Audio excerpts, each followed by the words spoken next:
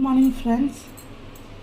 இன்றைக்கி நம்ம சமைக்கிறதுக்கு தேவையான வெங்காயம், தக்காளி, பூண்டு, கருவேப்பிலை, பச்சை மிளகாயெல்லாம் வெட்டி வச்சுருக்கோம்.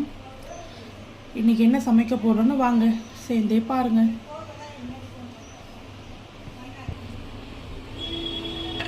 வெங்காயத்தை ஆட் பண்ணிக்கலாம்.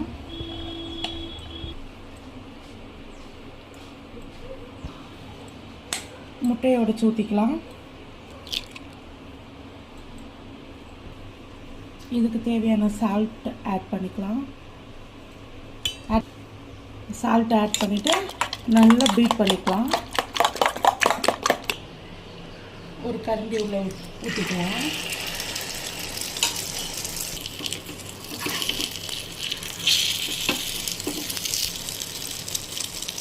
திருப்பி விட்டுக்கலாம். இப்போ எல்லா முட்டையும் நம்ம பொரிச்சு வச்சிட்டோம். கரண்டி ஆம்லெட் மாதிரி பொரிச்சு வச்சுருக்கோம். எண்ணெய் சேர்த்துக்கலாம். கடுகு போட்டுக்கலாம். பெருஞ்சீரகம் போட்டுக்கலாம். லைட்டாக வெந்தயம் போட்டுக்கலாம். வெங்காயம் சேர்த்துக்கலாம். வெங்காயம், பச்சை மிளகாய், கருவேப்பிலை.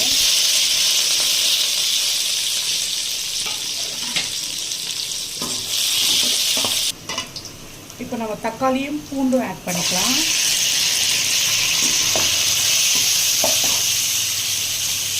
தக்காளி வதங்கிறதுக்காக சால்ட் ஆட் பண்ணிட்டேன்.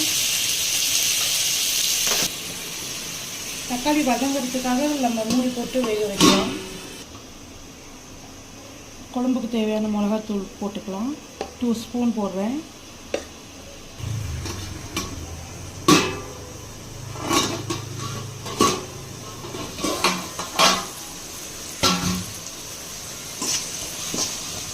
நல்லா மசிச்சு விட்டுக்கலாம்.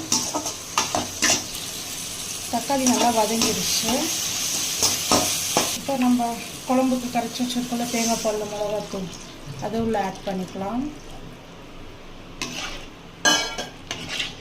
குழம்பு கொதிக்கிறதுக்காக மூடி போட்டு கொஞ்ச நேரம் கொதிக்க விடுவோம்.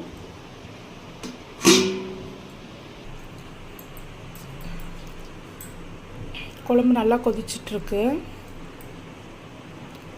எண்ணெயெல்லாம் நல்லா பிரிஞ்சு வந்துருச்சு. இன்னும் நமக்கு கொஞ்சம் குழம்பு கட்டியாகட்டும். இப்போ நமக்கு நல்லா குழம்பு நல்லா வற்றி வந்துருச்சு.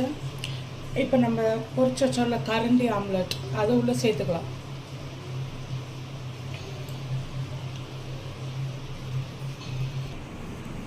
நமக்கு கரண்டி ஆம்லெட் குழம்பு ரெடி.